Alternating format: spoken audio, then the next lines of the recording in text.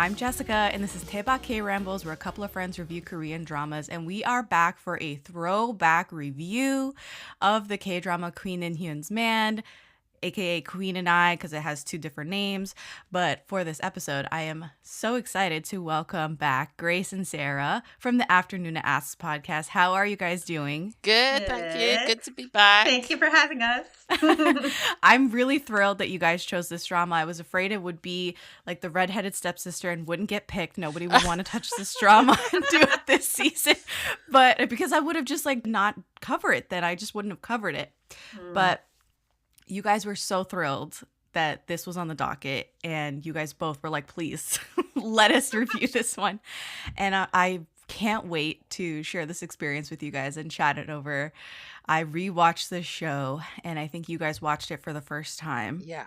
Mm-hmm. And I know that we're all full of thoughts at this moment in time.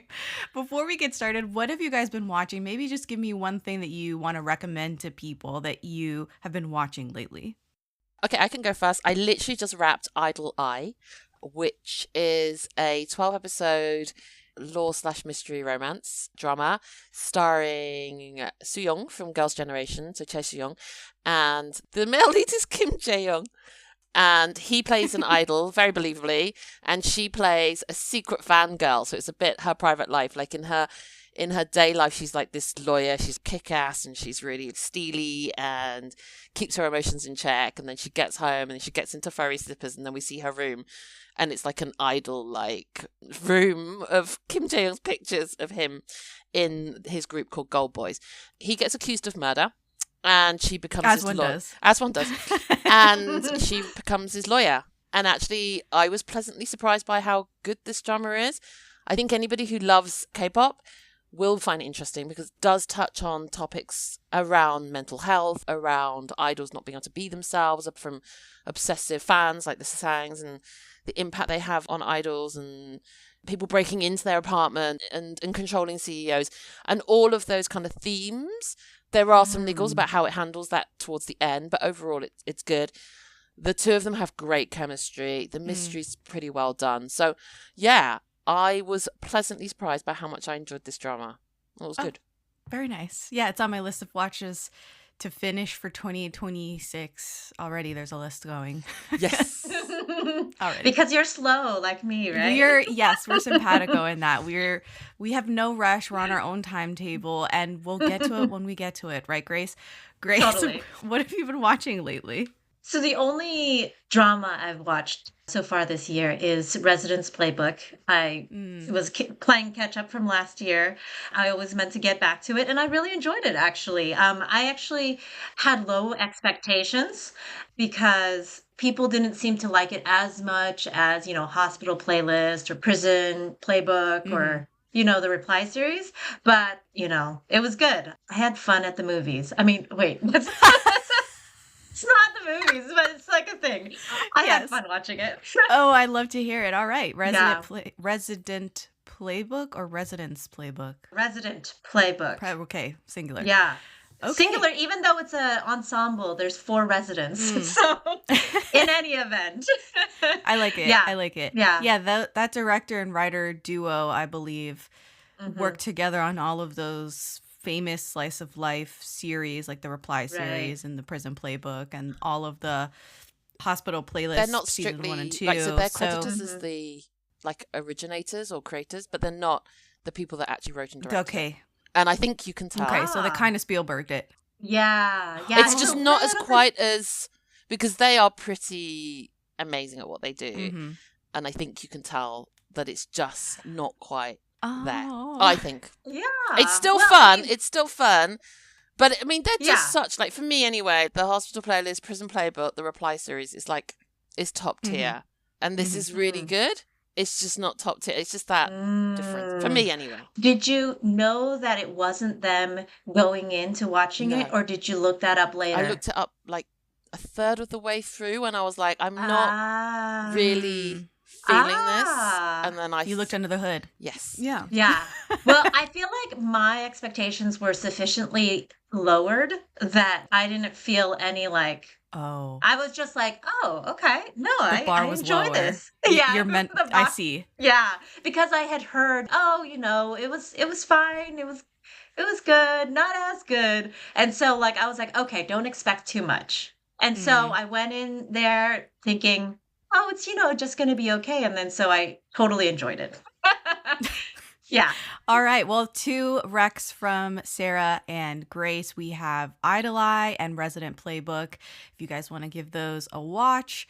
Resident Playbook is on Netflix. And Idle Eye is also on Netflix and on Viki. Okay. Oh, okay. Great. So before we get into our review, if this is your first time listening, thank you so much for pressing play. Go ahead and subscribe on your favorite podcast app. We're on Apple Podcasts, Spotify, Google Podcasts, and many more. And if you like us, please give us a 5-star review on Apple Podcasts and Spotify. Come and check us out on social media to stay up to date on the latest episodes and reviews, shenanigans, everything that I do. You can find us on TikTok and Instagram at Daebak Daebakpod. And lastly, if you're a fan, please consider becoming a patron. It is such a great way for you to get involved and show your support and get extra content. You can check out the page on patreon.com/daebakpod. And shout out to my patrons: Curtis, Bale, Alana, Lorna, Sammy, Julia number 1, Caitlin, Tanmei, Marta, Delphia, Maria, Sarah, Pam, Julia number 2, Nadira, Matthew, Lauda, Christine, and Kate B. Thank you guys for being such great supporters of Daebak and myself. All right, so let's get started on this Queen and I / Queen and Hyun's Man review. We'll do non-spoiler and spoiler section. I'll kick us off with the synopsis, which reads: Kim Pong-doo is a scholar who had supported the reinstatement of Queen In-hyun when Jang Hee-bin's schemes resulted in the queen being deposed and replaced as queen consort. He travels 300 years into the future of modern Seoul and meets Tae Hee-jin, a no-name actress who is expecting a career renaissance through her role as Queen In-hyun in a TV drama. That is the My Drama List synopsis, which I feel like we need to go a little more high level because this is an older drama and I feel like that was a little bit much. The Wikipedia synopsis reads: the story centers around obscure actress Jae Hee-jin in her first leading role, who falls in love with Kim Bong-do, a time-traveling scholar from the Joseon period, 1392 to 1910. That's the entirety of the Joseon period. He jumps 300 years into the future to the 21st century. This drama, as I said at the top, aired in 2012 from April to June 2012. Let's go back to the year 2012. Instagram was only 2 years old, and this was the year that Android users finally got it. It was available in for them to download finally because it was only an Apple user app. The top 5 highest grossing movies of the year, according to Box Office Mojo, is number 1, The Avengers. Of course, The Avengers, the first one. Number 2 is The Dark Knight Rises. Then The Hunger Games, the first Hunger Games movie. Wow. Then Skyfall, which is arguably the best Daniel Craig James Bond movie. Then Twilight Saga Breaking Dawn Part 2. I don't know if you guys were in the theater for any of these movies, but I vividly remember being in the theater for all of these movies and watching Breaking Dawn Part 2 after being a Twilight book fan for so long and growing up with that series. Oh my God. I've never seen such electrifying third act in my life because of the change that they made. Do you guys remember this? I did read Twilight. I got very annoyed by Breaking Dawn, so I didn't check out I watched That's fine. the first 2 movies and then I checked out. Okay. No, I was like a 12-year-old when the first book came out. Yeah. And so I was in over my head. I was deep into this. I was following all the forums when they had started casting people. And I remember Stephanie Meyer's website and how she had a fan casting of people that she had, actors that she had in her head as she was writing the books. Everyone was like, Henry Cavill's going to be, he's going to be Edward. Henry Cavill. Anyway, I was there on the ground floor of that. And Breaking Dawn Part 2 seared into my memory. If you know, you know. 2012 is the year Whitney Houston and Donna Summer died. I was like, oh, damn, that feels like yesterday. Hits like Carly Rae Jepsen's Call Me Maybe were on the radio. Oh my gosh, Call Me Maybe. Gautier is somebody that I used to know. Fun's We Are Young And Psy's Gangnam Style was the first video Wow. to reach 1 billion views on YouTube in this year. I mean, it was a year. It was a year. We had London 2012 Olympics. Yes, the Olympics, which Oh. I remember vividly watching the opening ceremonies and the Spice Girls coming out. Listen, this was the era, this was the time for this drama to drop. It is 16 episodes long and directed by Kim Pyong-soo. He's directed since the mid-2000s, Vampire Prosecutor. He's done other time travel, like 9 times time travel, which is it's breaking my brain just to say it. I don't know if you guys have had to say that show, but say that 3 times fast. He's also directed Three Musketeers, Bubblegum, The Bride of Habeck, which I have to credit for the entirety of Daebak at all because You had I to. started the Daebak review blog because I was so pissed after watching The Bride of Habeck in 2017 that I had to create a whole blog just to bitch about that show because I was so mad. I was like, this is the worst show. How can they let this air? So Bride of Habeck, he directed. A Korean Odyssey he's directed, which is a Hong sisters drama. That one, also controversial. They got beat to death with plagiarism allegations because it's not a Korean Odyssey. It's based on the Chinese folklore. And I mean, what a time. He is psychometric, and Rookie Cops was the last thing that he did. Have you seen this director's work before? No, from that list, no. Okay. Yeah, me neither. None of them. Okay. Queen In-hyun's Man was written by 2 screenwriters. Song Jae-jung is the first one listed, and she has been writing since the 90s. Like 1998 was the first credit that I see here. She has worked with this director a couple of times, including The Three Musketeers and 9 times time travel. I have to say that slow so that I don't stumble over it, but It's a tongue twister. it's a tongue twister. This writer has also written W2 Worlds Apart, which we've covered on the podcast, and then Memories of the Alhambra, which is such a cool premise. I remember watching that first episode like I was yesterday and being like, this is amazing. It blew me away. The way that show ended, I don't want to talk about it, but like it went the way of Bride of Habeck. She also wrote Yumi Cells, all of the Yay. seasons of Yumi Cells. The co-writer is Kim Yoon-ju. They have written Yumi Cells most recently, and they worked with the director and the co-writer before on 9 times time travel. Well done, Jess. Oh you're God! doing great. Have you seen any of these works from these writers before? For me, just Yumi Cells. But I mean, that Mhm. alone is. I love Yumi Cells. And I'm very much looking forward to season 3. Awesome. Yes, same. Although I did watch the first episode of Memories of the Alhambra, and I was like, this hurts my head a little bit. Oh. Maybe I'll get back to it. And then I never got back to it. It's gonna give you a headache by the end. If the first episode was, I was like, this is a little too complicated right now, and too many things are happening, and I'm not in the mood. Mhm. And I just never got back to it. I don't. Thank you. All I can say is you're not gonna be happy if you continue watching that and the mental gymnastics that one made you do. Yeah. Anyway, Hyun-bin looks hot in that, so there's that. Yes. Queen In-hyun's Man stars Ji Hyun-woo. He plays Kim Bong-doo. He's the male lead, and this was the last drama before his military enlistment. He has done 7 movies and 22 TV shows. He's been acting for like 20 years.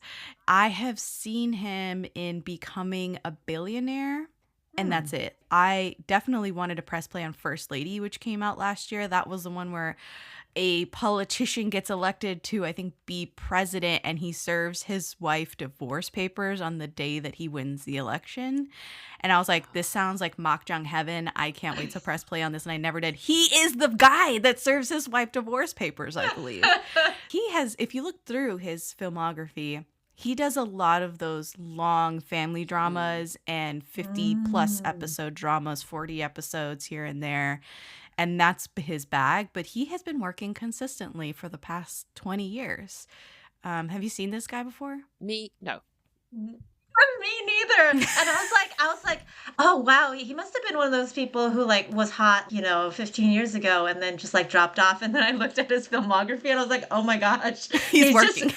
He's working consistently. And I just missed all of this. But now that I know that some of these things are the 50 episode plus kind of family things, I'm like a little bit more interested because it's been a while since I've watched one of those and I have that itch. So I may get into one of these afterwards. Yeah, the ones on this list that I have italicized and put a star in front of I looked up each one of the dramas that he's in. And I was like, oh, I totally want to press play on these. So those are the ones that I'm like, this sounds pretty good. Young Lady and a Gentleman is the most recent one that after First Lady, of course, from last year, 2025. That I would like to watch. Young Lady and a Gentleman. Bad Thief, Good Thief looks good. Wanted from 2016. 1,000 Kisses, which is I think a Nuna romance. Those ones, they got a little something. There's some sauce in there that I'd like to check out. So this is our first time seeing Hyun-woo. Yeah, he's just not a traffic star anymore. Yeah. And he's older. Yeah, but I thought he was quite attractive in this Oh, drama. So I was like, how have I not seen him in anything else? I am so glad you said something because I was like, am I going crazy? But like, he's still seducing me all these years later. It is quite a seductive character. Oh my He's a God. great Like, role. It's a great male lead role. Yes. I think actors these days would kill for a role like this. Same. Like, period. It's so like juicy. His co-star is Yoo In-na, and she plays Tae Hee-jin. She's the female lead. And she is a lot more recognizable, I think, than he is, at least by today's international audience standards. She's done 5 movies, 18 TV shows. We've covered a lot of her dramas on the Daebak feed. There's reviews up for Snowdrop. She's in Snowdrop. She's in, of course, Guardian, the Lonely and Great God, aka Goblin from 2016. We also covered My Love from the Star, which is a hysterical rewatch if you want to go back and listen to that review.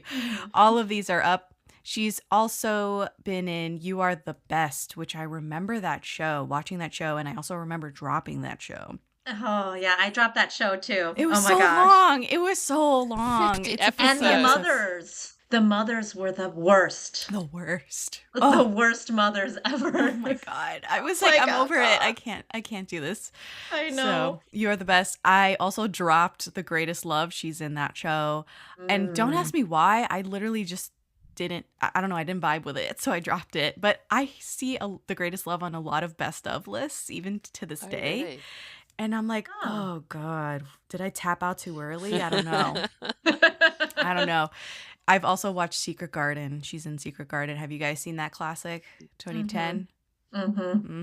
Hyun-bin popping up Hyun-bin. again in the Hyun-bin combo. being a little toxic. Yeah, right? I remember. Am I remembering? Every time I see Secret Garden comments, it's always kind of commented afterwards that like it's of its time. It was, Yeah. Yes, it's like, totally. which is code for like it's really quite toxic right now. So. But we watched it because that was just fine back then. So Absolutely. have never fancied, and he didn't look great in that shell suit. So none He of did? it. I was looking. None of it made me want to like check it out. You know me in like older dramas. I don't. I mean, this is like Yeah. like my oldest drama I've watched in a really long time. Oh my God. I'm just going to cover these two Yeah, actors. And there's really not much else in the way of a cast. There's really 4 people listed as main cast members, and we covered 2 of them. Yeah. It's the male lead and the female lead. I think that's all we need to do. I love you in our. So we covered Touch Your Heart as a deep dive on our pod, and I actually also really enjoyed her in. So her last drama that she led in was True to Love, which was a bit patchy, but it also has one of the most realistic portrayals of a breakup. Ah. Yeah, and she's amazing. Like she's so good at the comedy, so good at the comedy, but also she's really great at the angst. And I think that like her best roles are the ones which showcase both of those. If she's not crying in a drama, I'm like, that was wasted, guys. You you need to get her crying. Yeah. I didn't watch True to Love from 2023, but I'm glad you could comment on it. And of course, Touch Your Heart, which I don't like office romances, and I'm not the biggest fan of Lee Dong-wook. I respect the man. Really? I appreciate the man, but I'm never seeking out Lee Dong-wook Oh. dramas. He's good. Well, this is like Yeah. dorky Edork, and I like dorky. We haven't had dorky Yeah. Edork for a while. So Mm. there's no blood. There's no I'm really cool. He's very dorky. He's very dorky in this role, but adorably dorky. Yeah, so I've kind of like bobbed and weaved out of the way of Touch Your Heart for many years now because that's from 2019. Yeah. Again, I have gone through all of her dramas. I'm like, what am I missing? And the ones that I have italicized and starred, I'm like, wait a minute. I think I need to watch this. So The Spies Who Loved Me looked pretty good. And The Secret Hotel from 2014 looked pretty good to me. But I'm glad that you guys are fans of Yoo In-na. I think the last time we covered her, I vaguely remember saying put some respect on her name because most people don't know how trafficked and amazing she was, especially now, like in the 2010s era. Yeah. You mentioned that this is the oldest drama that you've seen in a while. Yeah. So talk to me about the experience of watching Queen In-hyun's Man. Did you like it? We'll start there with you, Sarah. Okay, cool. So I find it's the production values that kind of bring me out. I'm one of these people, like conversely, I can be really wowed by dramas that look really good and are edited really well. And I'm like 6 episodes in and then think, this is actually not that good a drama. But I haven't really noticed because I'm sucked into the... So the opposite happens to me for older dramas. But with this one, it's just so good from the get-go, I think. And the pacing is really good. So I don't have a lot of time to be, oh my God, look at that outfit. Or, oh my God, like that clunky. They really liked splitting the screen up in this drama to the point it kind of gave me a headache. But the director of photography or whoever's responsible for deciding when the screen splits and how they split was having a very experimental and fun time with this drama. Like we had like really crazy shots from very weird angles, like aerial shots or people like, you know, coming from the other side of the door. And, you know, I was like, I kind of appreciate, so my mind did wander a little bit, but not a lot. Most of the time I was in the drama, in the story and with the leads. And so, yeah, I kind of got used to it after a while. Yes, I will jump in and say the cinematography on this is interesting. I think at the time it was seen as really good. Yeah. Now it hasn't aged so well. And the moving and sliding split screens is a choice. And it's very comic booky in places. The last time that I saw this done in earnest, serious as a heart attack, was 2003's The Hulk. Have you seen that movie with Eric Bana? Yes. They do that in that movie, and it cracks me up. It is so funny to rewatch that movie and be like, what are they doing? That's how it kind of felt to watch Queen and I. And I have no recollection of them doing all of this stuff, you know, with the screens. But I thought it was endearing at the end of the day. I was like, this, you know, you don't get this every day. It's fine. Yeah. Grace, what did you think about Queen and I / Queen In-hyun's Man? Okay, so at first, the first episode, I was like, oh my gosh, this feels so old. There's like this really dramatic music. There's like this news anchor expositional voiceover at the very beginning, which is super duper old. And then like the vibe and cinematography really reminded me of some of the older dramas like Big or Cunning Single Lady. But then that all fell away. Well, I think they never did the news anchor exposition, you know, voice again, the entire show. And I feel like as they moved along, it felt a little bit more current. And it wasn't just that I was drawn into the story and so I was ignoring the older vibe stuff. So like really very quickly by the second episode, I thought, oh, this is a lot of fun and I like the story and it's funny and it's interesting and I really enjoyed this drama. Like I really, really liked it. Basically all the way through, I thought the pacing was wonderful. I don't recall there being like okay, there's this part's slow. They really could have, you know, dropped 1 or 2 episodes. I never felt that. So I really had a good time with this one. Yeah. One thing I thought was quite funny that struck me was whenever they shot what was then modern day Seoul. I just thought it was really funny because it's a time travel drama, right? So he time travels from Chosun to modern day Seoul, and then you have these shots of like what Seoul looked like from Gwanghwamun Gate, and you're like, oh my god, it's so odd. Like that's what Seoul used to look like. So I was like this juxtaposition of like, this is meant to be a time travel drama, but where they time travel to looks like history for me. Like I'm like checking out like, oh, that's what cars used to look like in 2012. Like, oh right. I totally understand. It's not contemporary enough to still pass muster for being like so impressive. Yes. You're like it was so old. different. Yeah. Look, I freaking love this show. And I knew that I loved it from jump, right? I loved it back when I first watched it, around when it aired.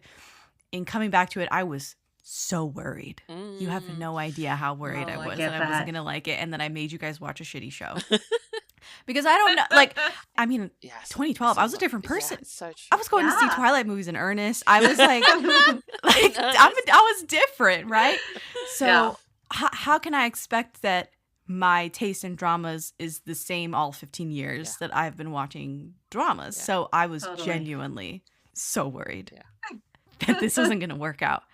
And after episode 1, I was like, bitch, we are back. Yeah. Like, I love this show. It is so well paced, like you both said. There's no slumps in this. It's just when you think they've gotten over a hurdle, another one appears, but you still get that satisfying bit of they're together, you know, they're having good times. And then, they're so sweet and cute. So cute, so sweet. The kissing, amazing. In this show. Yeah. Yeah. And it truly hit all the highs for me. It was playful, it was funny, and mischievous. The leads acted so well. They had wonderful chemistry. And then also there were deeper moments in the show as well where they're dealing with the grief of like losing the other and coming back to each other as well. These emotions that run through the show are so well handled. Yes. I think it's those moments of deepness in the show as well as beautiful lightheartedness. They balance these tones incredibly well with a deft hand. Yes. And that's the lifeblood of the show. Yeah. And I think that's the lifeblood of K-dramas that I miss when I'm dropping K-dramas. I'm like, they didn't hit on it, right? They didn't tap into that vein. Yeah. But this one does. Yeah. And it made me miss a well-paced 16-episode K-drama. You know what I'm saying? Like, this thing is moving. Yeah, it is. Totally. I think that's why it stood the test of time. I completely get your apprehension on how you might... And sometimes you think, like, I'm not going to rewatch a drama I feel like this way about Goblin, actually. I feel like I never want to rewatch it because I want to stay with where I was and who I was when I watched that really early in my K-drama career. And I kind of don't want to find it and then pick holes at it and then like lose my love for it. I want it to like set in ice. So I totally get your anxiety with it, but I think this drama just completely holds up because of everything you just spoke about. And I, contend that if they did a remake of it now, it would still just work just as well because it's all the core elements. And you were saying, it is a small cast because they really just center on that main couple. There's no extraneous like there's like Chosun court stuff going on, but there's no serial killing, there's no like amnesia plots, there's no terminal illness. It's like they're not relying on all this kind of external stuff. They're just like, but they've got this time travel thing. They do it really innovatively. They kept me guessing the whole way through, like how they were going to handle it, because that's always the thing with time travel. It's like, how are you going to resolve it? Where are you going to end up? Like, who's going to be in whose timeline? Are they even going to be in each other's timeline? And that's what keeps you guessing. And I think this drama did it so, so well. I agree. Grace, did you have anything to add before I go off on time travel stuff? No, I completely agree with both of you on that. Like, I think that we had an extended conversation, Sarah and I think we had a guest when we did Touch Your Heart, or it was our third host, but this was one of our big anxieties because we each remembered having really, really enjoyed Touch Your Heart. And then we were coming back to it like 5 years later. And we were like, oh my God, is it going to be bad now? And then we all loved it more.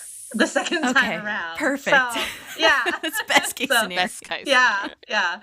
So totally get that, and I agree. They did such a good job with this show. So really, I mean, it feels timeless in a way. Yes, in a lot of ways it feels timeless does. because the story is so well done, the writing is so tight. Mhm. And one thing that I'll talk about before we get into the time travel aspect of the show is that I noticed people were talking on the phone so much Mm. in this show. Like a lot of conversations between characters are not happening face to face, they're happening over the phone. And that's where you get all these crazy split screens from all 50 different angles and you're like, what for what? But anyway, you can see how cheap it was to make this show. In a lot of ways, this show is a relic of the time in which K-dramas were being written almost simultaneously as they were being aired. And it's a lot of the same sets, the same hospital room every time Yes. someone's being Yes. hospitalized. Yes. Like, there's nothing expensive about these locations. They're not going to Canada, for instance. I know we brought up Goblin. Like, Yeah. they didn't go to Canada for this to shoot Mm. anything, right? This is the time in K-dramas where you really had to double down on your concept, on your characters, and the writing. And that's what people are going to stick around for. It's not because it's flashy. It's not because the budget is super expensive and they've dumped all of the CGI in it and it looks incredible. And it's all of this glitz and glamour. I said this before on the podcast. I'm really forgiving if the budget is lower because if the story is there, you're not going to notice. In the best case scenario, Mhm. just like this show, Mhm. you're not going to mind. Yeah. Yeah. Totally. We talked a little bit about the time travel. The time travel in this show is so tight and simple. Mm-hmm. That's not the case all the time No. for time travel shows. Definitely They not. really get into the weeds on time travel. I've said this before as well. The best time travel is simple. Yeah. Simple Yeah. rules. And if they break them, something happens. And then they're Mhm. they're picking at this thing until something else happens and they have to figure it out. And that's exactly what they do in this show. I would like to throw this out there. Feel free to disagree. This show is in the top 5 time travel K-dramas. I think so. I I agree. think so Oh. too. Okay. Yeah. It broke into my top 5 time travel K-dramas. Yeah. Do you care to share? If you have your top 5, please feel free Yeah. to share.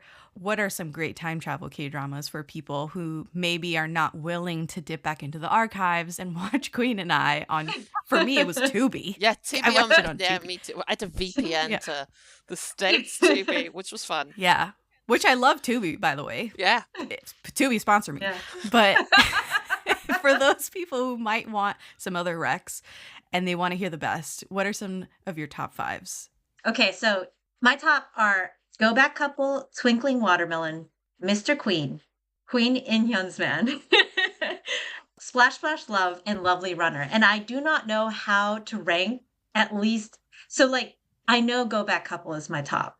Mm. And probably Twinkling Watermelon is second, but like the next 4 might be tied. I at got you. They're third not place. ranked. Yeah. Yeah. Right. Yeah. Okay. Yeah. Yeah. Yeah. Okay. Yeah. I love Splash Splash Love with Yes. so much passion. And I am also scared to revisit it. It's only 2 episodes, Right. but it's up there. It's don't ask me. I've still not it's seen amazing. it, even though it's only 2 Absolutely. episodes. It's one of those things. Yeah. Like, It's great. I don't know why I don't pick it up. Like, and those times when I'm like, oh, I don't know what to watch.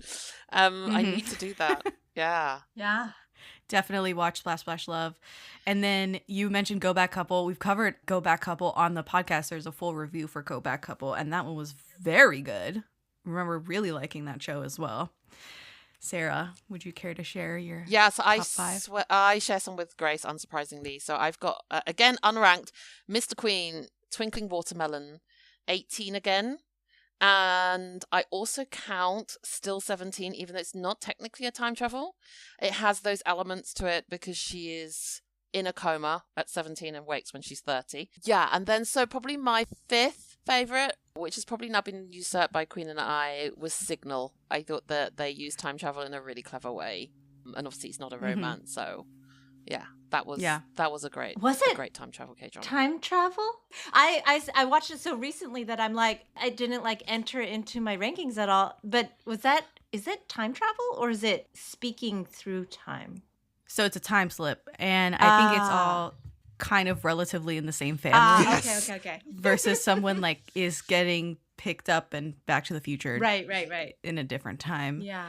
Which is fine. Like, that's traditional time travel if we're splitting hairs here. But yeah. Yeah. But it is a time slip. You're right. Because they're just communicating. Yeah. I love Signal. Signal has its too. own podcast review as well.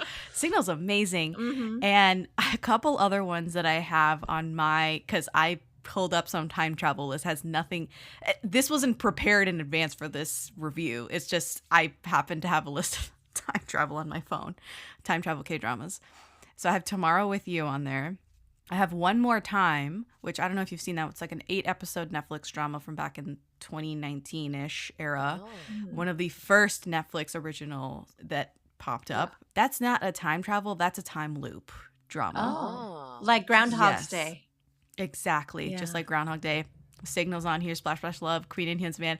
Perfect Marriage Revenge is on here. The Atypical Family is on we here. love that one.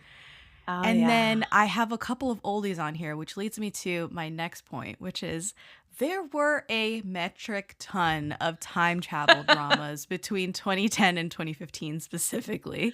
Queen In-hyun's Man is one of them. So was Rooftop Prince, which came out in 2012. The Chosun Crown Prince and his entourage wind up in present-day Seoul while trying to solve the mystery of his wife's death. Really funny show. If you liked all of the shenanigans of fish out of water scenarios, present day versus I'm from the Chosun era, I don't know what's going on, I talk funny, that is Rooftop Prince, just like Queen In-hyun's Man. So you'll Nice. like that one as well. Faith is also from 2012. The alternate name is The Great Doctor, and that one just landed on Netflix recently, and I was caught up because I was like, oh my God, I have not thought of this drama in all these years. And Lee Min-ho is on my screen right now in period dress.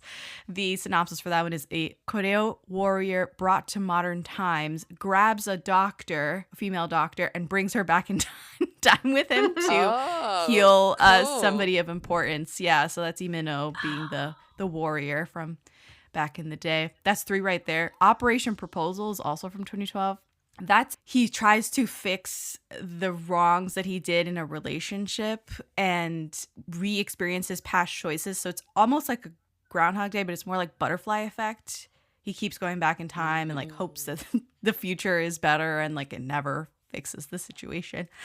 I have to tell you, I dropped that one because he went back in time one too many times for me, and it was just I was like over the gag at that point. So that's Operation Proposal. The last time you guys were here, it was for a review of I'm Not a Robot. The male lead from I'm Not a Robot is the lead in Operation Proposal. Oh. Yes. So we're still in the year 2012. That's all those dramas.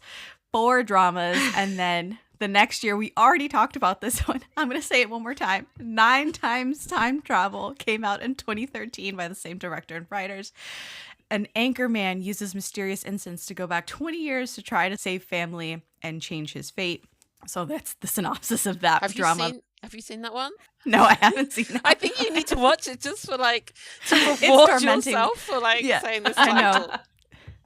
And then I have here Marry Him If You Dare from 2013. This is one of the worst dramas I've ever seen.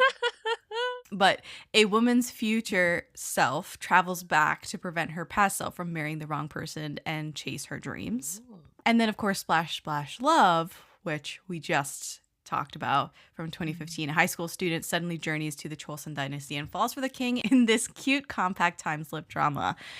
I can't say enough good things about Splash Splash Love. Anyway, I don't know if you guys had thoughts about the fact that time travel was so prevalent and sort of is still prevalent in K-dramas. It is almost like a genre or subgenre into its own. I don't have any deep thoughts on it. I just love it as a subgenre.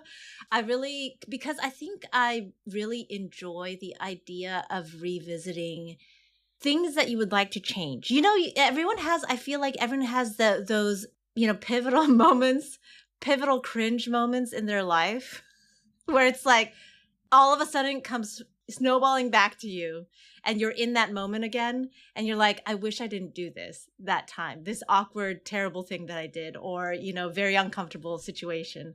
And so I always really enjoy the thought that like, oh, we could go back and fix it, I'm not sure why it was such a big thing back in the day. I think it's really hilarious that this same writer-director team had 2 time travel dramas in the same year. Yeah. Back to back. Yeah, back to back. I mean, maybe that's when it like really started taking off.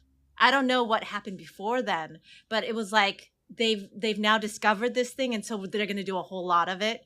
And then over the years, people still play with this because it's such an interesting concept. I feel like playing with time, like playing with, the idea of like changing history or fixing mistakes or being unable to do those things despite having the ability to travel in time or whatever. I just think, it's always going to be interesting because our lives are linear and finite. And so, yeah, so it's always interesting, I feel like. I feel like it's a trope that kind of obviously was really popular, and I feel like K-dramas, you could probably chart peaks and troughs of like particular tropes, that were like fashionable, and like I feel like we had a lot of terminal illness in 2025. This is not something we need to revisit, I think. But time travel is like obviously really popular during those dramas that you just highlighted in the 2012 and 2013. But it keeps kind of coming back because it does really work. And I think that there are so many different dramas that do it and use it in a different way.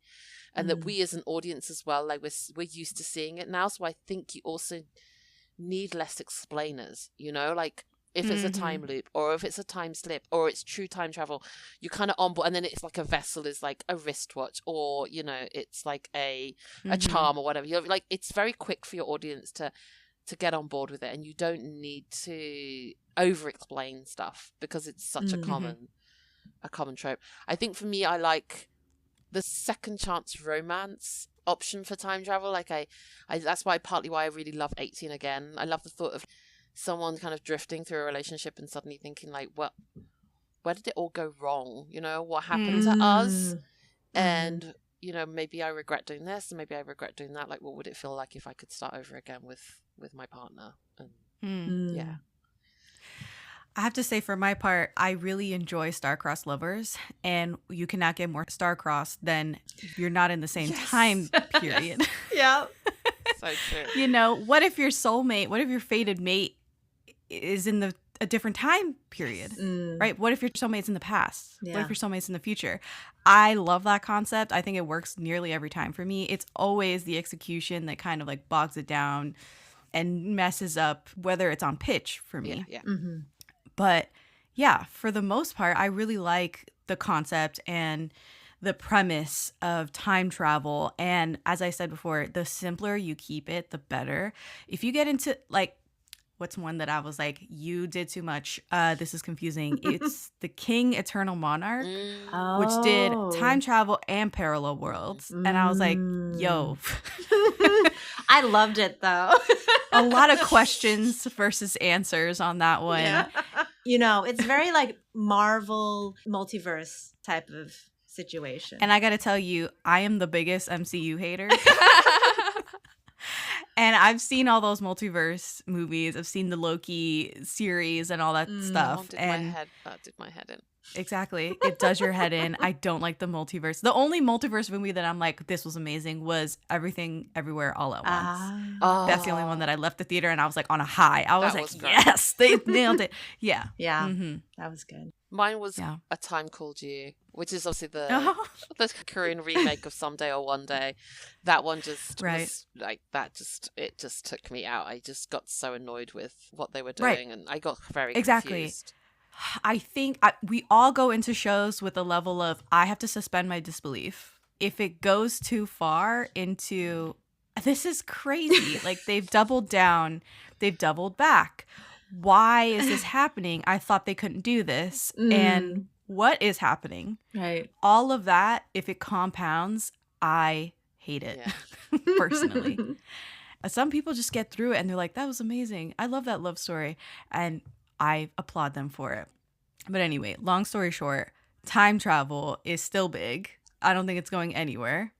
Queen In-hyun's Man did pretty well for its time slot because I looked up the time slot and I was like, what were they thinking?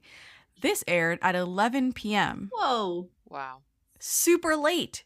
the ratings of 1.2, 1.6, 1.4% for these episodes, with the finale peaking at like 2.1, that's good for that time slot because most people are in bed by 11 o'clock and they're not watching television.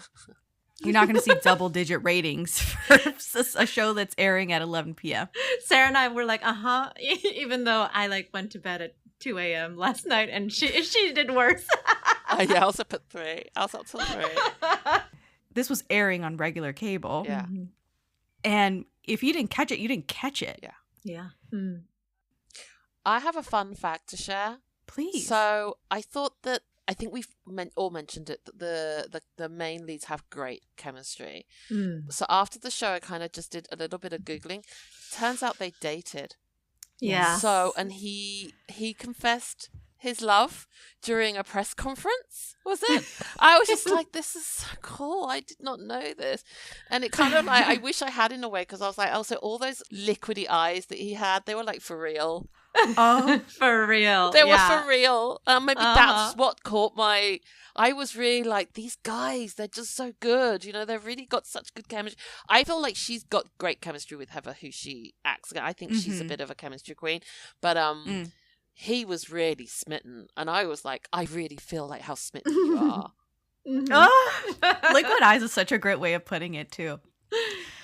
Speaking of liquid, I have notes here about the food because... Now, this might be taking us in a different direction, but I had someone comment on a TikTok, and I don't know when this was. I don't know who it was, but they commented and said, K-dramas nowadays are just a vehicle to promote traditional Korean food and diet.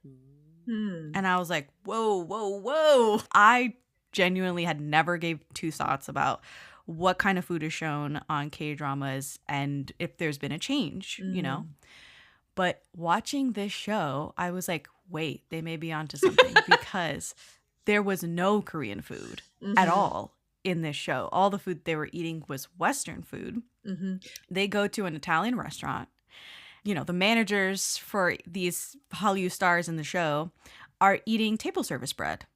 Pasta, the manager in the show, the BFF/manager, is eating cereal for breakfast. And I'm like, cereal? Whoa. And then the female lead has the male lead pick up curry. Yes. Kare. Kare. C-A-R-R-E. And then they have more Italian food later in the show, spaghetti and meatballs and mushroom fettuccine alfredo, which he does not like. He did take to the spaghetti and meatballs that she was having. And it was at that point that I was like, we need to bring up the food in K-dramas. Do you have any thoughts about this? We actually did an episode on food. Actually, we did a two-part. We ended up speaking about it so much. And I remember, similarly, so I think the oldest drama I've watched previously to this was Master's Son, which I know that you watched too, Jess. And I noticed it in that. They ate a lot of Japanese food. And then I suddenly thought, I don't think I've ever seen a contemporary K-drama where they're slurping udon and eating a lot of very solidly Japanese food. Like, they'll have sashimi. Obviously, Koreans eat sashimi. So that's the closest I see. But no, I absolutely think that part of K-dramas now is selling the whole K culture, and food is definitely part. I mean, Idle Eye, they did not stop eating Korean fried chicken. So it's definitely not traditional Korean food that they're trying to highlight. It's just Korean food. Yeah, right. Non-stop chicken eating. I was so hungry. Like, at the end, it completely worked.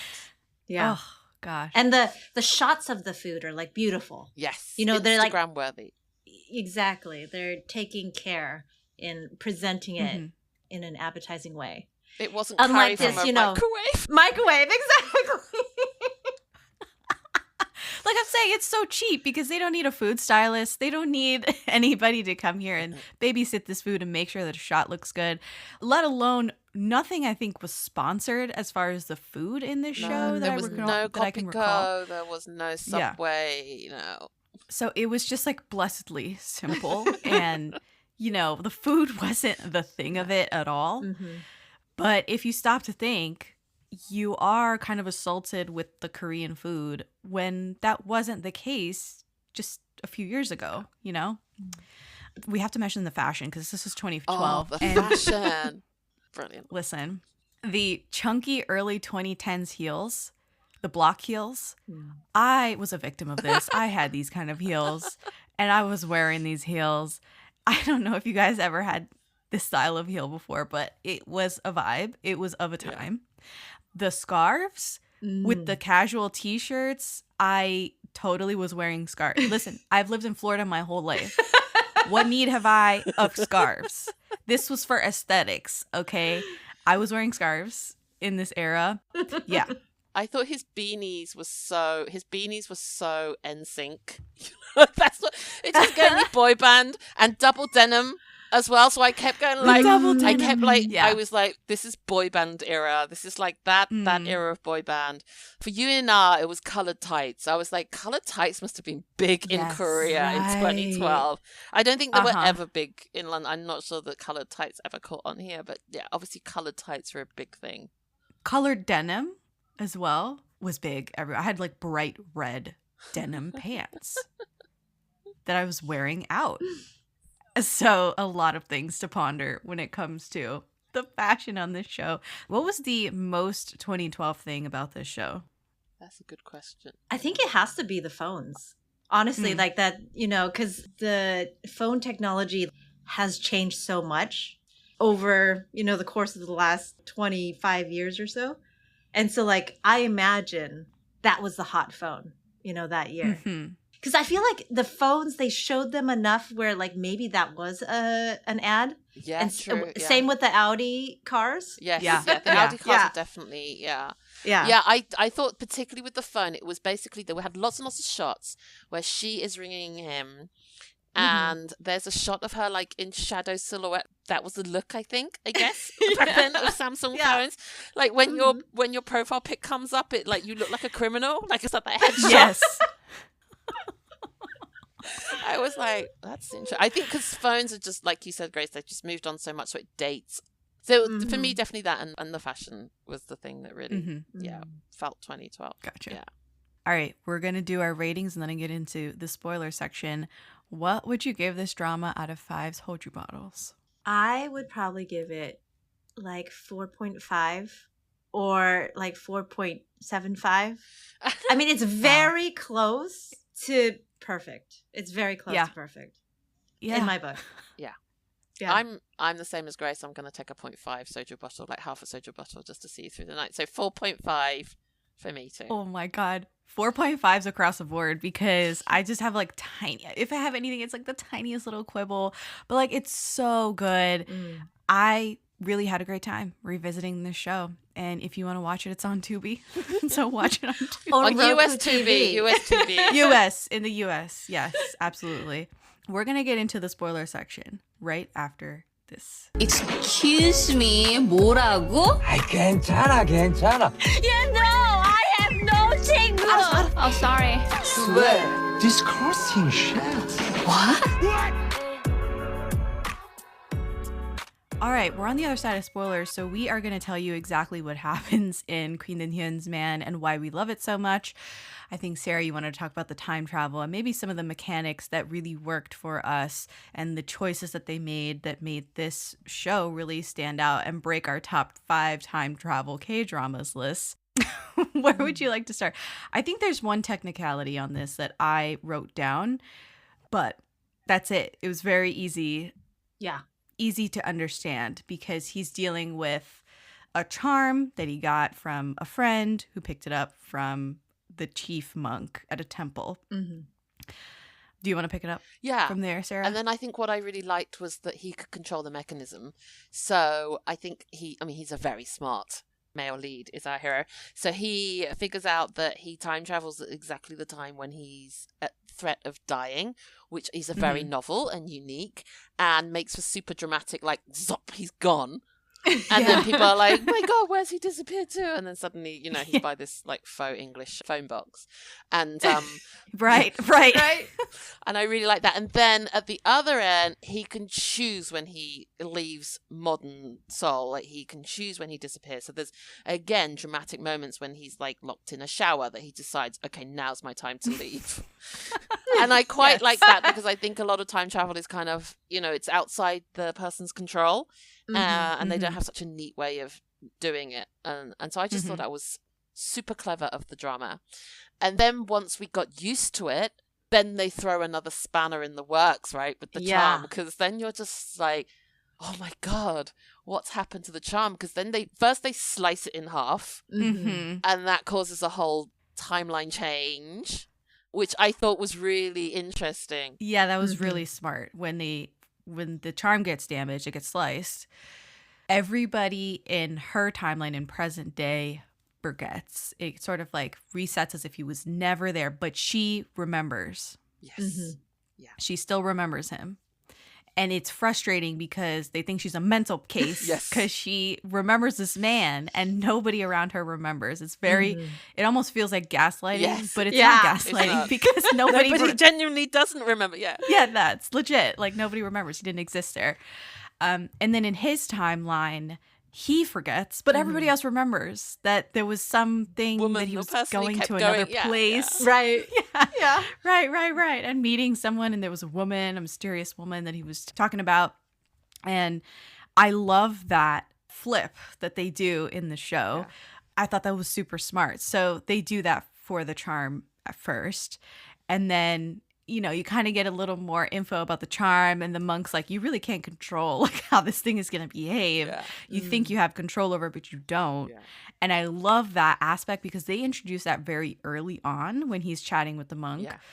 You know, there's a danger associated with using this charm. You don't know how things are going to turn out. Right. And I love that they throw that in there. Yeah, totally. But then you forget that there's that danger until something weird happens. You know? And I like that they like just sprinkle it in like a little bit here, a little bit there.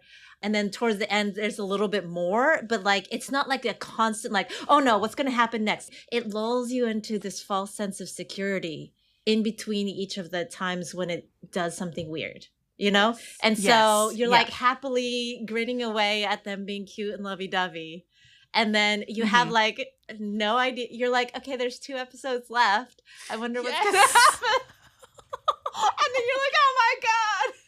Oh shit. What do they do now? Right. Because it was twofold. The girl that gave him the charm, which was a servant of his late wife's, because he had a whole life in Joseon that like we don't even get into, but his wife died. And this servant is down bad for him and wants him to be protected throughout all of this political upheaval. She gets him this charm. She dies and the charm acts up.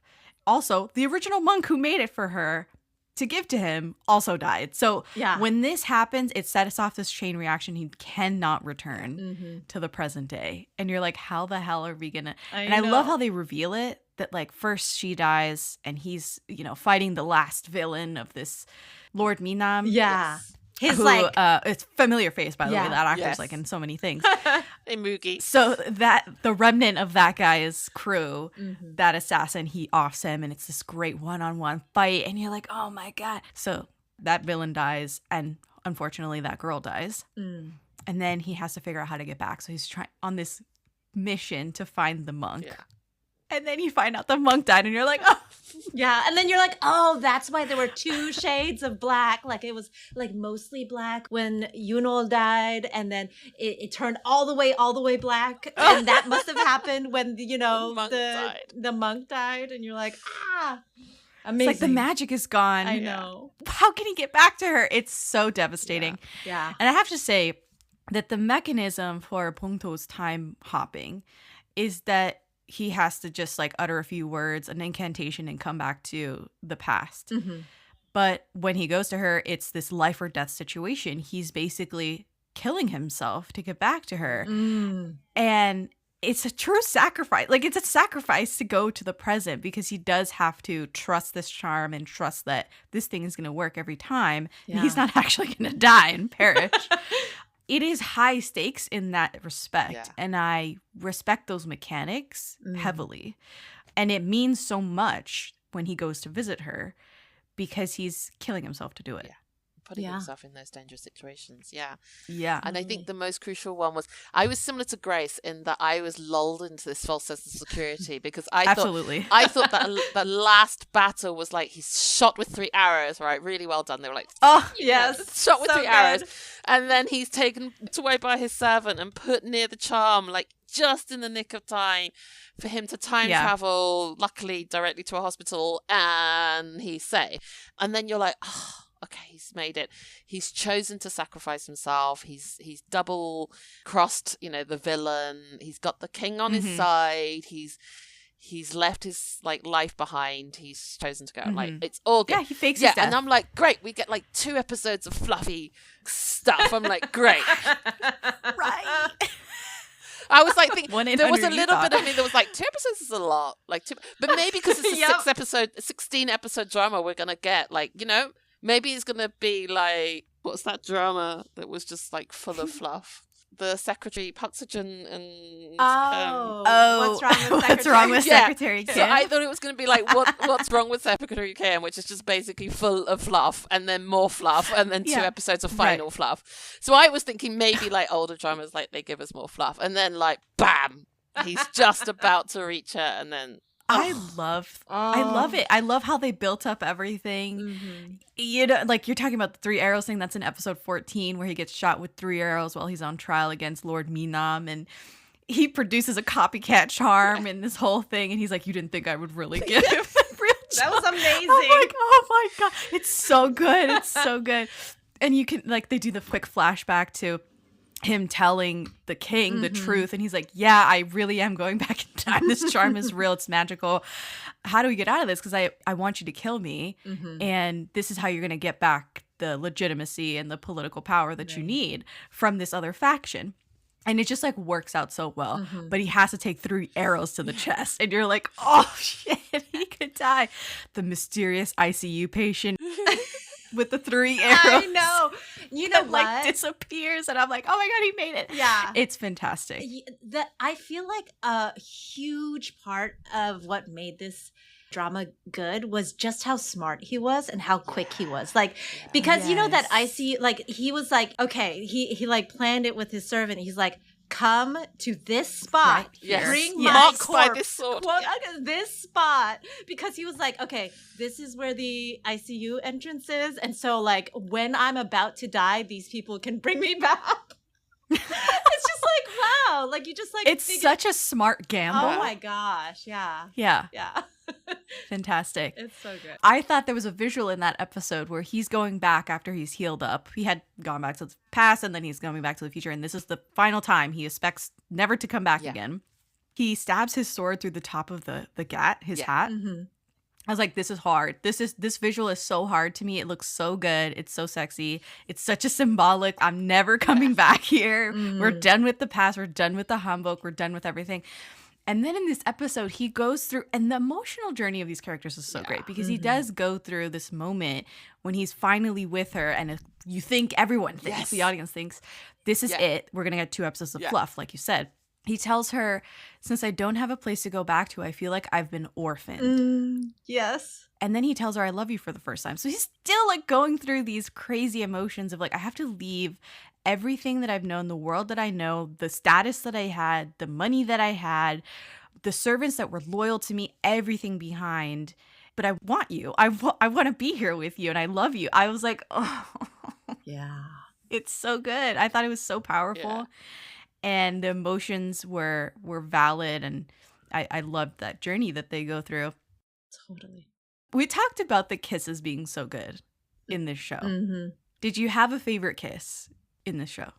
I did. I think for me, it was I have watched a lot of K-drama kisses by this point. And actually, it's really interesting to note that these kiss scenes are pretty steamy. Right? This is how little social progression we've had. 2012 kisses look almost steamier than some 2026 kisses that we have. But anyway, the one that was really unique to me was the kiss where we have a shot of her toes, and then she stands on his feet. And I really, because they have a lovely K-drama height difference, right? Because she's so dinky and he's like so nice and tall. And so when they're kissing, it's like she wants to just get closer to him. So she stands on his feet. I was like, oh, that's good. I like that. Yeah. I agree. That's a really strong kiss. I think that's in episode 11. He finally comes back and he remembers her. This is post charm slice or whatever. And this was like their whole reunion episode where he like is there at the premiere of this event thing. I don't even know. And he's there on the red carpet and she spots him. Mind you, nobody in this world in the present day knows who he is at all. They think he's just a phantasm of her mind. And he's there and they end up back at like an Airbnb situation. He's so smart, bro, because he like guilts her into staying. She was initially going to leave. She was like, I got you this Airbnb, you could stay here. And anyway, I'm going back home. And he was like, how can you bear to leave me alone here at this house? And I don't know anybody. He guilts her so dirty. And she's like, oh, okay, fine. So they kiss. And he's got impeccable kissing form, by the way, because he's got like his hand on like the side of her cheek. And I think there's a line in here. She says, I thought my passionate temperament was the problem, because she's been like kissing him this whole time, just initiating these kisses. And he doesn't know any better. He's thinking like, oh, is this how you guys say hello and goodbye and stuff in the present day? And she's like, absolutely. Like she's all over him.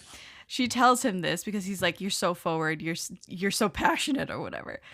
And he says, I forgot to tell you something, how attractive that temperament is. And she has been calling him player this whole show. Yeah.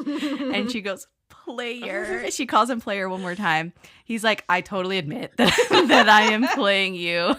And that's when she steps on his feet to get at him better for this kiss. They have an incredible height difference. So if that's your thing, watch the show. And they like sway together in this kissing dance. It's again super steamy. Like the quality of kissing in the show cannot be understated. I love that kiss as well. Grace, did you have a favorite kiss scene? Yeah, well, I love that. Obviously, I love that one as well. But I thought their kissing got even better throughout, like because it's started out a little bit with the fish-eyed, oh, I'm surprised type of thing, and then as the show progressed, their kissing got steamier and like more intimate. It was like there were the steamy hot kisses, and then there were the like, oh, I just love being around you, I'm just gonna like nibble all over you and like get up in there. And then I really loved when he was like, what are neckties for? Oh. And she was like, oh, I thought of what neckties are for. And then she's like, well, a wife, it's a thing that, sometimes wives will put on their husband's neckties for them in the morning. And then when you're like holding the necktie like this, you kind of, and looking up at your lover's face, you just like, it's romantic. So then and then they kiss and she's all giggly and stuff. But I really thought that was very cute. And I loved his reaction. Like, I feel like you're teaching me things about, quote unquote, the modern world, but all of these things are things that you're making up so that you can kiss me. And I love that. Yeah, like he clocks everything that she's doing very quickly. She doesn't have the jump on him the whole show. Like, he's not totally ignorant. Like you said, Sarah, he is very, very competent. He's extremely intelligent. There's moments where he's like figuring out what the clock is, like, every 5 minutes, and then this whole thing represents 12 hours. And I was like, I would never, like, even a child can't figure out what a clock. I know. You know what I'm saying? Like, that's impressive. He's so, so smart. Yeah. I love that he learns how to drive for her and buys her a car at one point and haggles over a sword twice. Yeah. Yes. Right. Yeah. He sells his family heirloom sword that they got from the founder of Joseon. And like, he sells it the first time, buys her car. And as he's telling her, oh, I bought you this car, and they're chatting, he goes, I think they scammed me out of money. And then he sells it a second time because, like I said, they reset the timeline basically with the slicing of the charm. And he comes back with the sword again. And he's like, this time we can buy a house. We can buy, all this stuff. Cell phone. Set me up. Yeah. Yeah. That first time that he sold it and got the car, and he was like, I don't know that this car is worth my heirloom sword. I mean, it was pretty valuable even back in my day. Yeah. And then she's like, well, let me show you something else that you can do with a car. And she's like, get into the car. And they start making out in there. And he was like, Yes. I love that his reaction was like, I see. Oh yeah, this is totally worth the price of my sword. Bro, like we're all blushing so hard. Like I know. these scenes are cheese-tastic and I'm lapping it up. Amazing. Yeah. So good. Amazingly cheesy and wonderful. And they call themselves out on it, right? Because she says at some point she really likes cheesy things like that. And he's Yeah. like, what's cheesy? So he's like, Yeah. he goes and asks like the best friend / manager, like, what does cheesy mean? Like, how can I be cheesy? And it's like, I also love, I mean, you know, time travel is always fun when it's fish out of water. And I do think that they do a really great job of deliberately giving her very modern dialogue. So she doesn't in any way try to make her language a bit anachronistic so that he'd understand. She's like, I'm going to use like every modern day jargon that I'm gonna, like I've been using, and I'm not going to dumb it down for you. And you're just going to have to figure out what all these words mean. So that's like a lot of the fun of time travel dramas, I think, when he's trying to say, what is this and how does that work? So that was really good. Totally. I like that. I think my favorite kiss is the library kiss, but the second one that happens because he trespasses again at the library after they part ways the first time. Her and her manager go back to scrub the CCTV footage because she's an up-and-coming star. She can't have some kind of scandal come out with this rando in the library, her kissing him and stuff. And he's still there. She goes to leave after meeting up with him again in the stacks. And he kisses her. Like, he is learning very fast, as we said, through this whole show. Yeah. And he has to know at this point that this is not how people say hello and goodbye. He goes around the stack as she's walking out and, like, grabs her and kisses her. And I'm like, I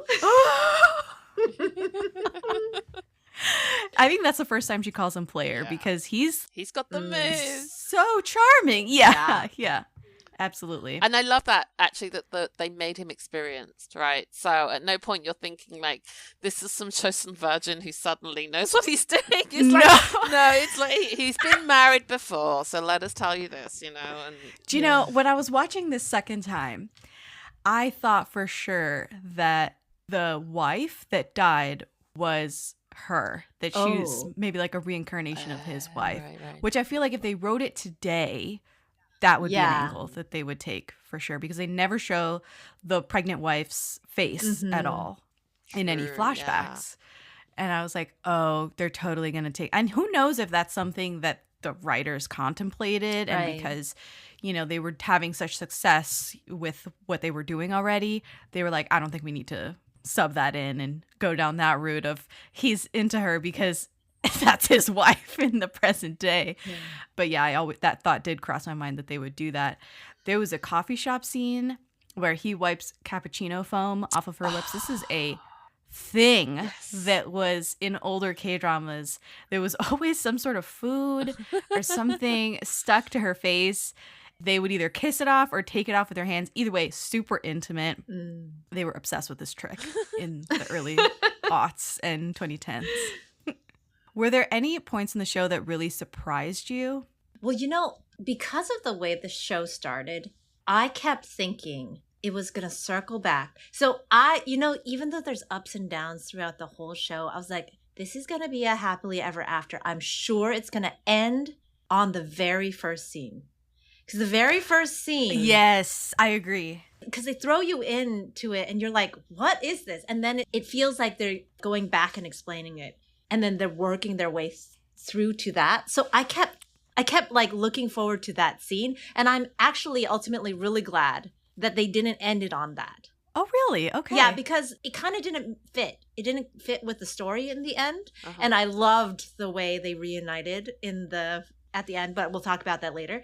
And so that was a surprise for me. I kept thinking this scene is going to show up later on in this show. And it just never did. Right. Yeah. Yes, that was a very, I mean, we talked about King Eternal Monarch. This is a very King Eternal Monarch moment where he basically pops out of the past on this road in front of the palace. Mm-hmm. He's on a horse in hanbok in the middle of the street, and she's pulled over Yeah. her car, and she steps out of the car like super emotional and she's obviously glad to see him, and then he's looking kind of like dapper up on the horse, and we never get that scene Mm-hmm.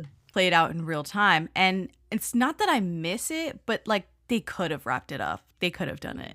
Yeah, they They could just have. didn't feel the need to. Yeah. Yeah, they could have. They didn't.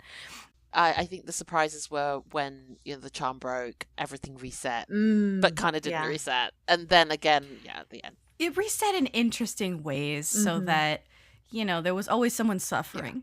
Basically, there was. it's always someone that has the memory of their relationship. Yeah. And that person is suffering because they can't get back to the other. Yeah. But I loved that he, in the end, he chose that suffering for himself. He was like, I hope that you forget so that you can live your life. But like right now, my memories of you are all I have left. And I want to keep those. That's a man. Yeah, I don't. There's a couple of things that I want to chat about, but yeah, we'll skip to the end in like a second. The two technicality things that I thought were interesting about the time travel was that they don't show him actively sort of trying to commit suicide every time he goes back to her, which I thought was smart. Yes. Because then he just kind of shows up and you're like, hey, they're back together. He made it. And it's never, unless it was he was being chased down, there were assassins, some sort of attempt on his life, legitimate attempt on his life, then they showed that. But as far as like he comes back and forth like a bunch of times, and it's just on his timing whenever he wants. They don't show him like sitting there like about to slit his throat or fall on the sword, whatever it is. I thought that was smart. But he chops his hair off in this show very early on. He has like the Bieber haircut, which I was like, yes, absolutely, of the time. It looks really good on this man. Whenever he went back in time, he had the top knot. He had his little bun. And I was like, wait a minute, what's going on? And they actually explained it. Yeah. The servant, the manservant was like, you can't tell anyone that you cut your hair, and don't tell anyone that this headpiece is real. Like he basically has some sort of wig Fake or top knot, sew-in or something that's on his head. Yeah. That the servant gave him or acquired for him, and he wears that every time he goes back to the past. It got me thinking about, what did men who were balding do back in Joseon? And this was probably it. Such a good point. That's kind of hard to fabricate. Oh my God, you chopped off your hair. Like, let's make this from scratch. So they must have had them like at the marketplace. It must have been mass produced in a sense. Yeah. Some slaves just like literally just glowing their hair for fake top knots. Yeah. The Joseon right. toupee. Yeah, exactly.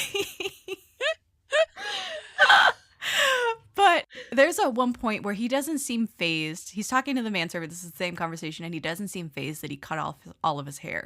And I thought, ooh, this might be different if this was made today, and they would lean more heavily into the Confucian aspect of the hair and keeping it long back in the day. Versus he seems like he's already adopted modern day thinking about it, and he's like, whatever, I chopped my hair. But I feel like that was an opportunity. They don't handhold you in this show at all, which I really appreciate. They just give you, it's not for us, right? Like it's for the Koreans. And that's the thing that I love about watching older K-dramas is that there's really not a lot of explanation for why would people be phased in the Chosun era that he chopped off all his hair. You just kind of have to understand inherently the big deal that it is. Right. Yeah. The second technicality that I was going to bring up is that in one of the early episodes, 1 or 2, he brings his horse through the time travel as well as an assassin from the Chosun era follows him. I mean, he kills him in front of her, which causes her to freak out and pass out from the shock of the entire thing, of this time traveler coming out of nowhere and killing someone in front of her.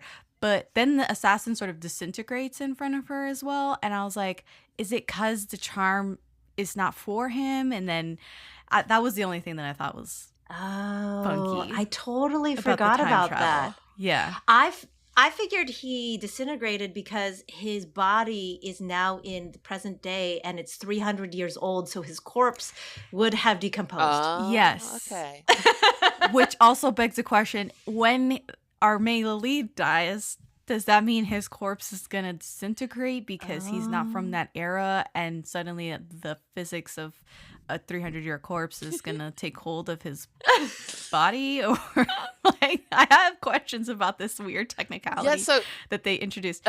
What it's reminded me, because actually I remember thinking in that scene, so you can bring someone over with you. Right. And then I thought, this is another one of those, I thought this was going to happen in the plot.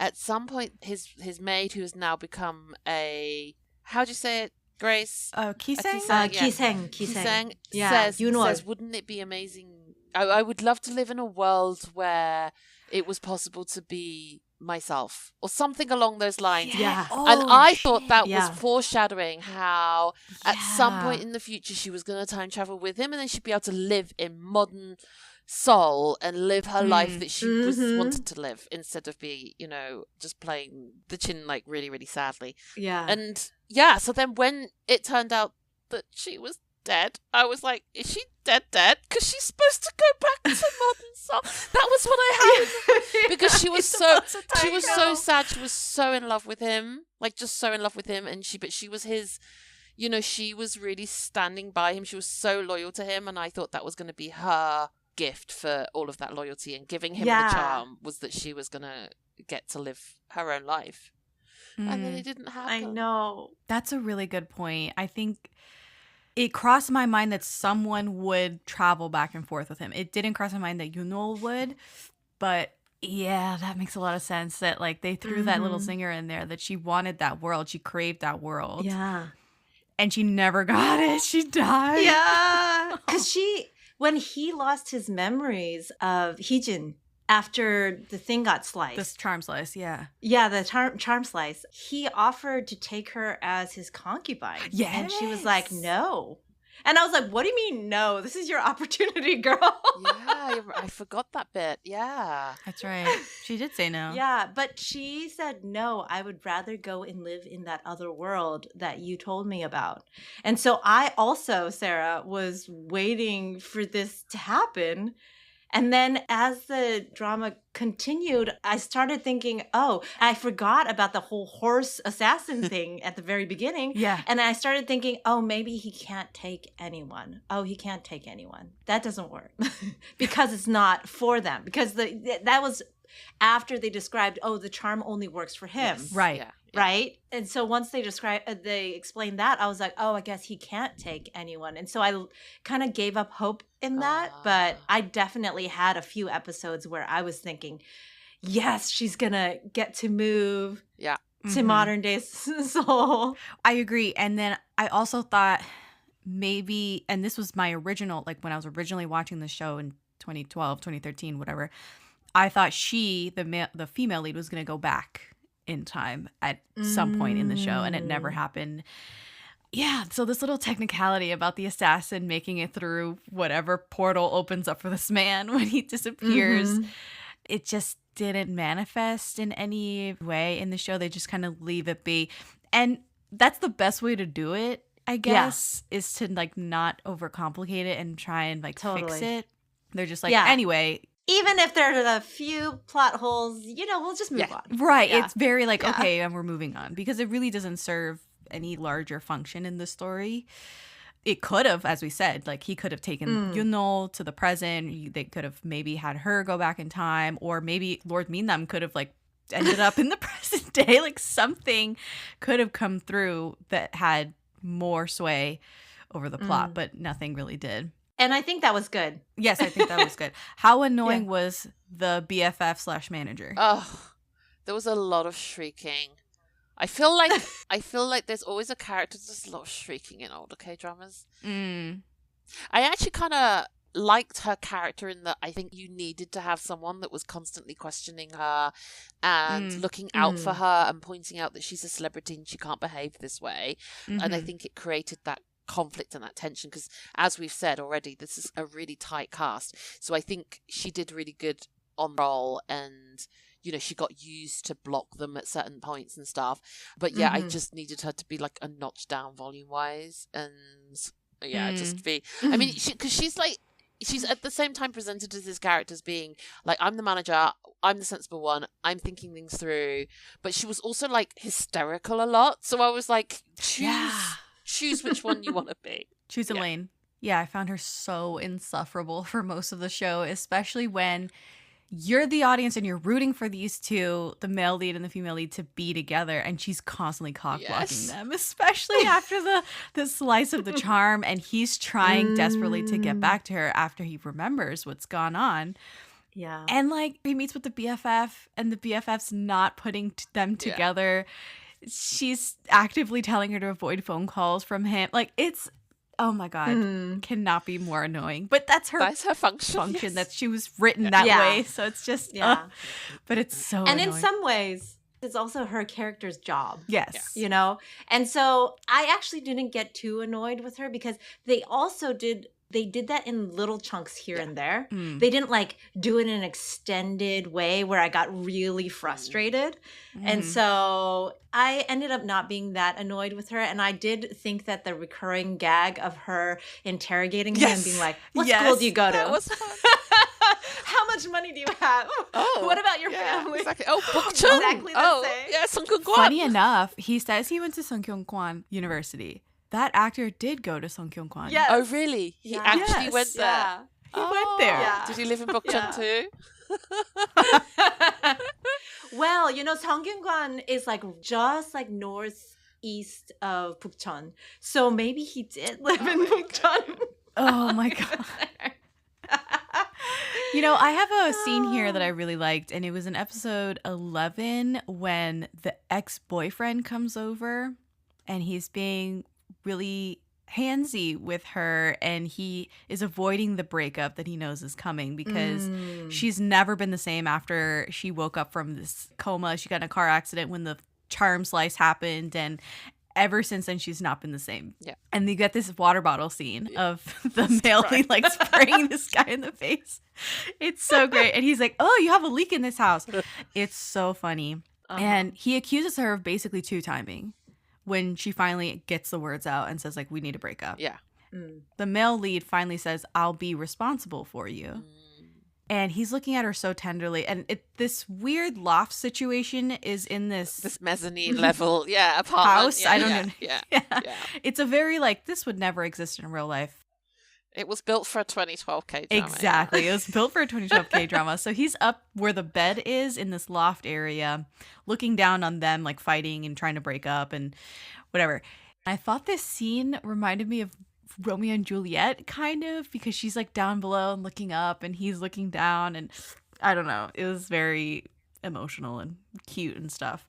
Because up until this point, he had never said he was going to try and stay here in this timeline and be with her and take responsibility for her, even though they've been kissing every episode. Saying goodbye, Jess. That was saying goodbye. Yes, and hello. Yes. Yes. That's just what you do. Oh, God. All right. to be polite. Yeah. Something else that I want to talk to you guys about was episode 12. It starts with, I think they have sex after that kiss that she's standing on his feet. So it's presumed that they have sex. Yes. Okay. Yes. Presumed that they have sex. What did you guys think of this in a 2012 K-drama? My first thought was, does he know what birth control is and like condoms? That was your first thought. I love that's your first thought. No, I was like, is this the direction that this show is going? It's like oops, I now have the child of that a is 300-year-old man. funny.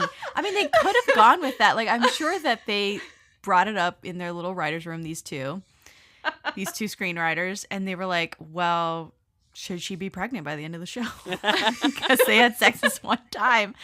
And it's very iffy if they had any sort of birth control or condom situation. Yeah. Wow. I do like the gag that the next morning she sees a note by the bed and he's not there. And she can't read it because it's all in Chinese characters. Yeah. That is funny. And actually all it says is something benign, right? Like, yes, it's her address. Yeah. I was wondering, Sarah, actually, when she picks up that note, I was like, oh, I wonder if Sarah could read this. Oh, I didn't try actually. Oh. Okay. Yeah, okay. sorry, I've got really bad 'Cause she eyesight. struggles. Oh, Yeah, I she does. see. Yeah, Yeah. yeah. She yeah. struggles so much. She's like, okay, this one's my name. And everything else, I don't know. Maybe this is the number? You know? It's really cute. All right, so let's talk about the last 2 episodes and then we'll get out of here. Oh, Jess, sorry. I wanted to before we get there, I wanted to talk about the angst in this drama because I think we Talk need to about it. applaud it. Yeah. Talk about it. So it is. I mean, I think I've been on record before on saying this. Like, I really like my fluffy rom-coms, but I love them when they come with a back end of angst, and I think they do a lot of that. And I think part of the beauty of this construct that is when she loses him, when we have the charm slice and she resets, but then she kind of knows, it's that goblin thing of like, I know that I had a great love at one point, but I can't really remember him. Why am I so emotional? Why and am I so crying emotional? right Why now? do I keep... Yeah, exactly. All of that stuff. But I really, really love every single time. She's the only one who really knows what's going on. She has no one else to confide in. Her best friend is bugging her the whole time, like saying like, who is this guy? Like, what's going on? Get a grip. You need to be in your drama. And she's just like, you know, I have a love and I can't tell anyone about him because everyone thinks I'm freaking nuts because he comes from Joseon like 300 years ago. But I really love him. And I'm just like, saying it out loud. This is just the best angst It ever. is. And Yoo-na does, is. like, she just does, as I said, such good cry scenes. Mm-hmm. So She does. I really, really felt for her. And then flip side for him, when he has his 1 year without her, he pens that letter. Like, I always love a letter in a Stop drama. it. So we always. oh my God. We'll get to it in the end, but like he has his like crying scene as well. And I'm just like, all of those scenes were the bits where my heart was like, I really like it when it feels like a bit broken, and then I can kind of hope that it'll be healed again. Yeah. They did it so well. Yeah. I agree. They did. I mean, 300 years is a really good reason for angst and yearning. It's like we're separated by 3 centuries of time. We don't know if we'll ever see each other again. And they did it in such dramatic ways, especially toward the end. Mm-hmm. So, yeah. Yeah. And then also I really like the trope of like she kept having to read the history and everyone was like, wow, you're such a dedicated actress that you keep researching like Queen In-hyun's like history, and she's just like reading it and going like, he died and like she's crying her eyes out, and they all think that she's being really empathetic as an actress. I just like that whole running gag was just so, it was both funny and also we obviously felt really, really sad for her. Do you know, you brought up a great point because she's starring in this sageuk within the show. She's acting as Queen In-hyun, and the script keeps changing every time he changes something in the past. Yeah. And that just goes to show that in the confines of the show, they are presenting a very real genre, which is the sageuk genre, and they are obsessed with accuracy. Yeah. Right? The script wouldn't change if they were doing some sort of riff off of history. They're doing a Right. 1-for-1. Yeah. Yeah. And I thought that was important to note. That was very standard for sageuks for a very long time, is that they were historical fiction, but it was based on something real, something tangible. I love that she is constantly trying to catch up with him because he's moving very fast and changing things, big things. She's only finding out because of the show that she's in. Yeah. And it's a long show, long Yeah. production. Totally. And I love that it's always big enough that it would cause a script change. Because there's these conversations, you know, that the second male lead has with the director when he's mad at her, like, let's just kill off Queen In-hyun. Yeah. And the director's like, you can't just kill her off. This is like based on real history. Right. And then like the next episode, they're like, okay. And then so she dies. And then she gets mad because she thinks that the second male lead changed the script, but it's actually the history had changed. Yeah. Yeah. I thought that was really cleverly done. Yeah. Yeah. Yeah. I agree. We covered a lot of what happens in these last 2 episodes already, but you talked about the love letter that he writes her and this beautiful scene of him just devastated and crying. And, you know, he's effectively never going to see her again, never going to get back to the present. And he's already lost everything that meant anything to him, you know, earlier in the show when he was wrapping things up in the past, in the Chosun era. And he writes this love letter. They've got this line in here. He says, a pointless life without even memories would be hell. He hopes that she forgets him if he burns the charm, destroys the charm. But he hopes that he remembers her. And it's so raw and so painful and so angsty. And he just looks so sad. Oh, my God. Yeah. I loved it. I loved everything about that. Same. Yeah. I think also for me, like, he is, you know, competency porn, right? He is a really great male lead. He's so, what I really love about him as well, like, he's so calm. Yeah. And he's so, every obstacle, he's thinking it through. I love this actor's smile as well. Like, he obviously, I love the thing where she's, I mean, Yoo In-na always does this really well, but she's kind of a bit scatty and a bit like crazy and zany and bright and sparkly. And he just loves all of that about her. So he's always looking at her quite indulgently and a bit like, you know, you are really cute kind of thing. But everything, the obstacle and thing that he comes up against, like, he, you know, everything he doesn't understand, obviously there's a lot of it, he just deals with it so calmly. And when he really breaks, I think then that even feels like more painful, because you're like, suddenly this guy that was like, I can fix this, I can sort this, I've got a solution for this, suddenly he has to face up to the fact that he's run out of solutions and road now. The monk died and he just can't work out how to get back to her. Like, he can't solve for it. And then, you know, the enemies for him are coming to get him as well, so he is slowly walking towards what he thinks is his final days as well. And we finally see him break, and that's really powerful. Yeah, because he's had it together pretty much this whole time.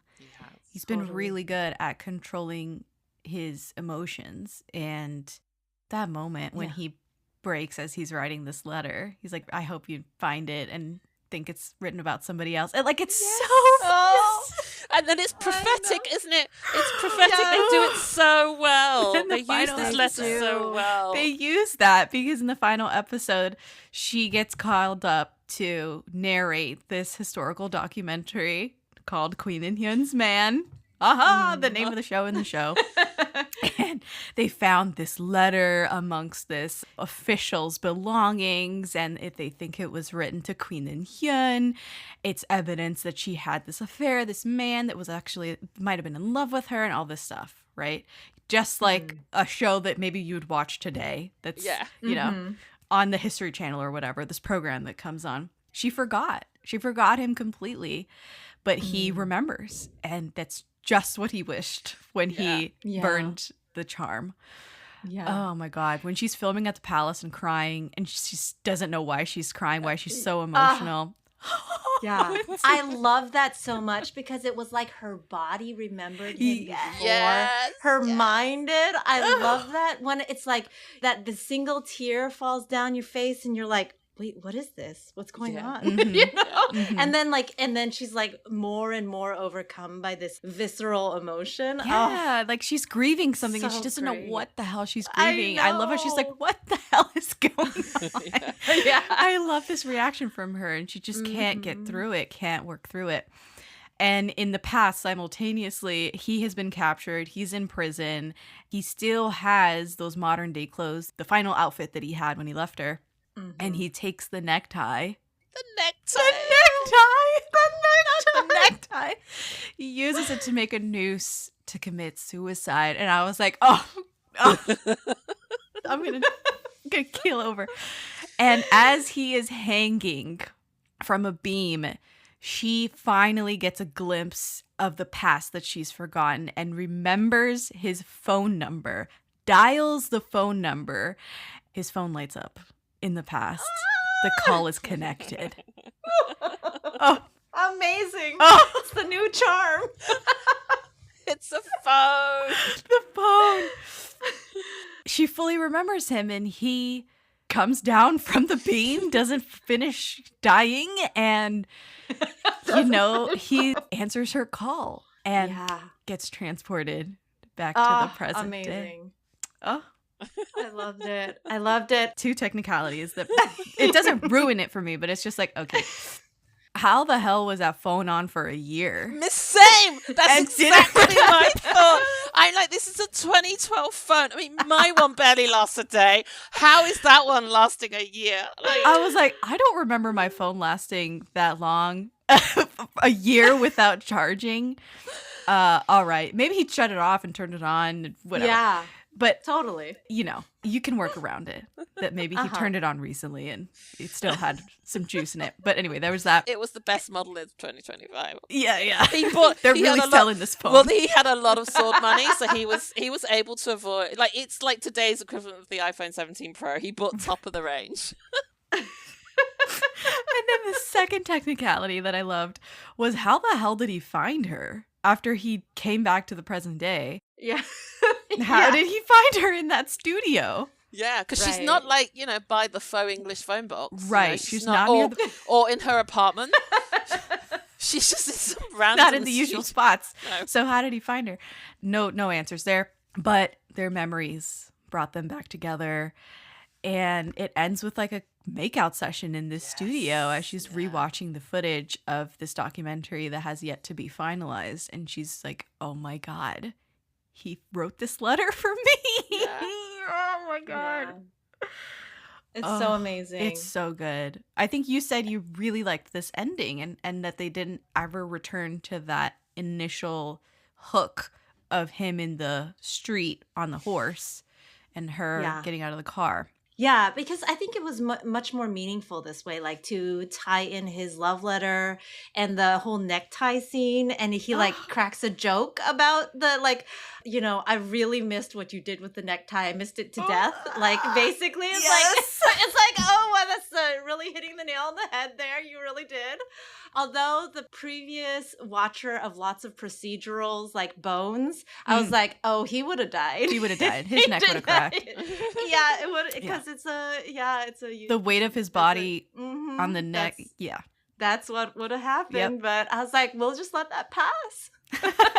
Right, like there's like technicalities in here that I don't think necessarily derail this thing at all. Right. No, it doesn't. You can suspend your, disbelief or whatever for those small things, because they're not huge things. They're like little things. Like even like her, how did he find her? Like they were both in the kind of same area and it was pouring down rain, and maybe as he was answering the phone, he was looking around and he saw her like enter the building or something like that. I don't know. Right. And then he darted into the bathroom to put on a suit. Yeah. That's right. And then came back out. Oh my God, he looked so good in that suit. He does. That was a great Especially when he was just wearing like the pants and the white shirt look. Yes, girl. Oh my gosh. Oh my gosh. I agree. I know this is late to do this, but I think he's so fine. Like this guy does it for me. I think he has a unique face. I think if this was made today, he would never get cast simply because he doesn't look like today's stars, if that makes any sense. Yeah, Mm-hmm. I agree. It was nice to see no veneers on anybody. Well, except for that other guy. I think maybe he has had veneers. Oh, with the second male lead. Second male lead. Male lead. I thought he did a really good job with his character also. I agree. He was very convincing, egotistical, like selfish man-child. So unlikable. But then at the end when they're joking, like during the part where she forgets about Kim Bung-do, and there's like this banter where he's like, oh, do you want to go out with me? I'm so lonely. They like joke with each other. I'm like, see, this is the right vibe, because honestly, that part where the leak in the ceiling and he's like doesn't want to get broken up with and stuff, I was feeling lots of feelings about like, oh, this, it's like dangerous and I don't like it. And then when, the male lead swoops in and like intervenes, and then he's like, don't you know men? Yeah. And I was like, yes. She was like, I thought you left. I thought you left, she goes. And then he's like, why would I leave? Men are off. You don't know men at all. Like, he was going to go off the deep end. He was getting very aggressive with her. Yeah, totally. Anyway, very convincingly played, though, I felt. Very convincing. That jawline could cut glass. Yeah. No, he was very believable as being the hottest K-drama actor of the time. Yeah. Yeah, definitely. I believe it. Lots of things that we unpacked in the show, and the ending really stuck the landing. Do you have anything else you'd like to add about Queen In-hyun's man? This was so much fun. It was. So much fun.